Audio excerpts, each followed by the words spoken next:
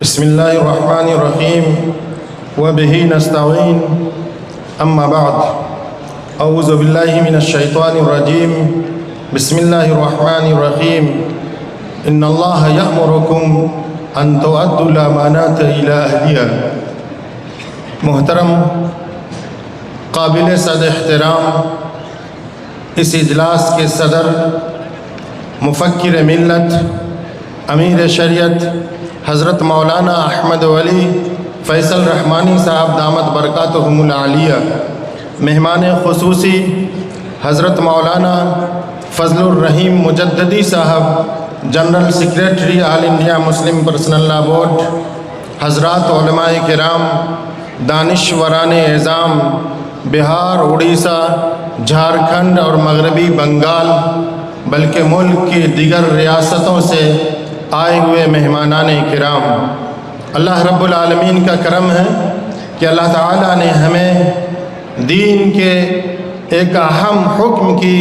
حفاظت کے لیے یہاں جمع ہونے کی توفیق عطا فرمائی۔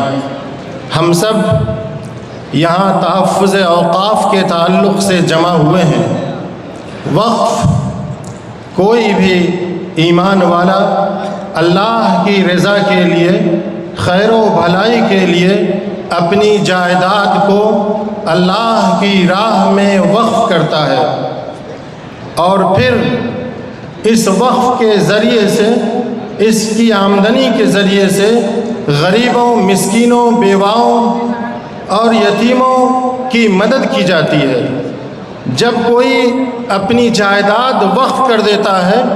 تو یہ جائیداد اس کی ملکیت سے نکل جاتی ہے اور اللہ کی ملکیت میں چلی جاتی ہے۔ انسان اپنی جائیداد کی حفاظت کے لیے مال اور جان سب کچھ قربان کرتا ہے اور اس کی حفاظت میں لگا رہتا ہے، اور جو چیز اللہ کی ملکیت ہو جائے اس کی حفاظت امت مسلمہ کی بڑی اہم ذمہ داریوں میں سے ہے۔ آج اوقاف کی حفاظت کا مسئلہ ہے۔ ہمیں غور کرنا چاہیے کہ اسلام میں وقف کی حفاظت کا باضابطہ الگ سے نظام قائم ہے۔ جب کوئی وقف کرتا ہے تو واقف کے اختیار میں بھی نہیں ہے کہ وہ وقف کی آمدنی کو اپنے وقف کرنے وقت جو ان کے منشا تھے اس کے خلاف استعمال کریں۔ واقف خود یا متولی اس کا صرف نگراں ہوتا ہے، اس کا صرف امین ہوتا ہے، منتظم ہوتا ہے، اس کو قطعاً یہ گنجائش نہیں، اختیار نہیں ہے کہ وہ وقف کی جائیداد میں کسی طرح کا بھی کوئی خرد برد کرے۔ تو بتائیے، جب اسلام کا یہ واضح حکم ہے کہ کسی طرح کا کوئی خرد برد وقف کی جائیداد میں خود واقف نہیں کر سکتا ہے، متولی نہیں کر سکتا ہے، تو حکومت یا حکومت کی طرف سے قائم کردہ وقف کونسل یا وقف بورڈ یا وقف بورڈ کی ضلعی کمیٹیوں کو یہ کیسے اختیار مل سکتا ہے کہ وہ وقف کی جائیداد کو جیسے چاہے، جہاں چاہے خرچ کرے، صرف کرے؟ یہ ممکن نہیں ہے۔ اللہ کے رسول صلی اللہ علیہ وسلم نے واضح طور پر فرمایا، لا ایمان لمن لا امانت لہ، کہ اس شخص کا ایمان معتبر نہیں جس کے اندر امانت کا پاس و لحاظ نہیں ہے۔ یاد رکھیے، ہم سب کی ذمہ داری ہے کہ اوقاف کمیٹی میں ایسے لوگ ہوں جو ایماندار ہوں، دیانتدار ہوں، جو اوقاف کے احکام، اوقاف کے انتظام و انصراف کی صلاحیت رکھتے ہو۔ ایسے افراد کو وقف کا منتظم بنائے۔ اگر ایسے افراد وقف کمیٹی میں ہوں گے تو یقیناً وقف کمیٹی وقف کی جائیداد خرد برد سے پاک صاف ہوگی۔ اوقاف پر حملہ کوئی یہ نیا معاملہ نہیں ہے، بلکہ جب ملک غلام ہوا اور مسلمانوں کے اختیار سے حکومت چلی گئی تو اس وقت بھی انگریزوں نے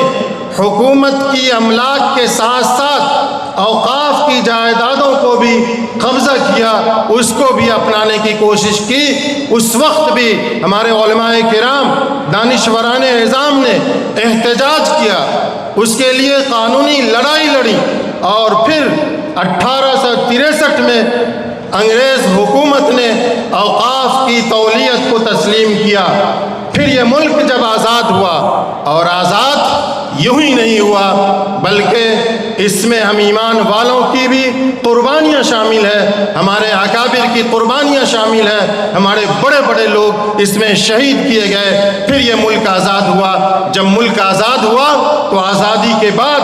پھر اوقاف کی حفاظت کا مسئلہ سامنے آیا، اور ہمارے اکابر نے پھر اس وقت ایک نئی لڑائی لڑی اور اوقاف کو حاصل کیا، اور پھر 1954 میں یہ ایکٹ بنا۔ پھر اس میں کچھ اصلاحات کی گئیں، اس میں کچھ ترمیمات کی گئیں، اور 1995 میں ایک مسلم وقف ایکٹ بنا ترمیم کے ساتھ۔ پھر جو اس میں خامیاں تھی، کمیاں تھی، ہمارے بڑوں نے، جیسا کہ ابھی آپ کو مفتی سہراب صاحب نے بتایا کہ خاص طور سے مفکر اسلام حضرت مولانا محمد ولی رحمانی صاحب رحمۃ اللہ علیہ، امیر شریعت صاحب بہار اڑیسہ جھارکھنڈ نے بڑی محنت کی، اور پھر 2013 میں ایک وقف بل میں جو ترمیمات ہوئی ہیں وہ ترمیمات کے ساتھ پاس ہوئی ہیں۔ اب اس وقت لوگ یہ چاہتے ہیں کہ پھر اس وقت بل میں کچھ ترمیمات کریں۔ اب جو ترمیمات ہونے جا رہی ہیں یہ ترمیمات بہت ہی خطرناک ہیں، اور ان ترمیمات کو اہل ایمان، مسلمان اور اس ملک کا سنجیدہ شہری کبھی بھی برداشت نہیں کر سکتا ہے۔ اس لیے آج کے اس اجلاس میں ہم حکومت ہند سے یہ برسر اعلان کرنا چاہتے ہیں کہ ہم تمہارے یہ جو 2024 کا ترمیمی بل ہے اس کو ہم مسترد کرتے ہیں، کسی قیمت پر بھی ہم اسے قبول نہیں کریں گے۔ میرے بھائیوں، ہم یہ بھی اعلان کرتے ہیں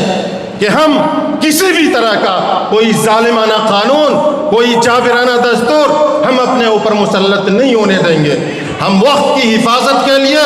اپنے مال کا آخری حصہ قربان کریں گے، اپنی جان کا آخری خون کا قطرہ قربان کریں گے، لیکن ہم اس جائیداد سے کبھی بھی دستبردار نہیں ہو سکتے ہیں۔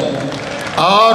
دوسری بات یہ کہ آپ سب اس بات پر غور کریں کہ یہ وقف کی جائیداد جس طرح ہم ایمان والوں کے لیے زندگی میں ضروری ہے، اسی طرح مرنے کے بعد بھی ضروری ہے۔ جب ہم زندہ ہیں تو ہمیں مساجد چاہیے، مدارس چاہیے، مکاتب چاہیے، ہمیں سرائے چاہیے، اور یہ جو امام بارے ہیں، یہ جو خانقاہیں ہیں، یہ سب ہمیں چاہیے، اور یہ ساری چیزیں اوقاف کی جائیداد پر ہیں۔ جب ہم یہاں سے جائیں گے تو ہمیں 2 گز زمین چاہیے اور اس کے لیے قبرستان چاہیے۔ اس لیے ہر حال میں ہمیں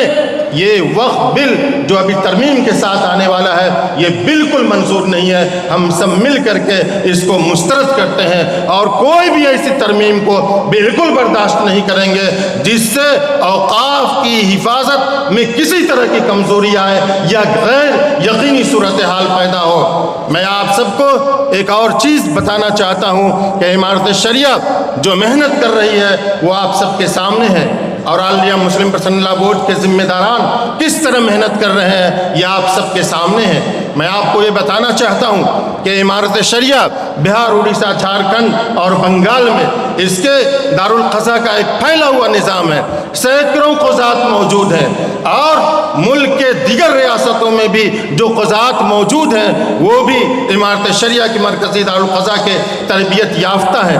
قربان جائیے ہمارے جوان سال مفکر ملت امیر شریعت حضرت مولانا احمد ولی فیصل رحمانی صاحب دامت برکاتہم کو کہ انہوں نے یہ اعلان فرمایا ہے کہ ہمارے تمام قضات، بہار، اڑیسہ، جھارکھنڈ، بنگال کے تمام قضات اس پروگرام سے فارغ ہونے کے بعد ہر ضلع میں اپنے اپنے حلقہ میں وہاں کے سماج کے ذمہ داروں کے ساتھ، دانشوروں کے ساتھ، اہل علم کے ساتھ ہر ضلع میں عمارت شریعہ کا جو میمورنڈم حضرت امیر شریعت دامت برکاتہم کی نگرانی میں تیار ہوا ہے وہ ہر ضلع کے ڈی ایم کو جا کر کے دیں، اور اس بات کی تاکید کریں کہ ہر ڈی ایم مسلمانوں کا یہ میمورنڈم، مسلمانوں کا یہ پیغام PM تک پہنچائے تاکہ اس ملک میں اوقاف کی حفاظت ہو سکے۔ اللہ رب العالمین سے آخر میں یہ دعا ہے کہ ہم سب کو اللہ تعالیٰ اوقاف کی حفاظت کی ہمت دے، حوصلہ دے، اور اکابر کی جو یہ ہمارے اکابر کی جو یہ امانت ہے اس کی حفاظت کی توفیق عطا فرمائے۔ ربنا تقبل منا انک انت السمیع العلیم وتب علینا انک انت التواب الرحیم۔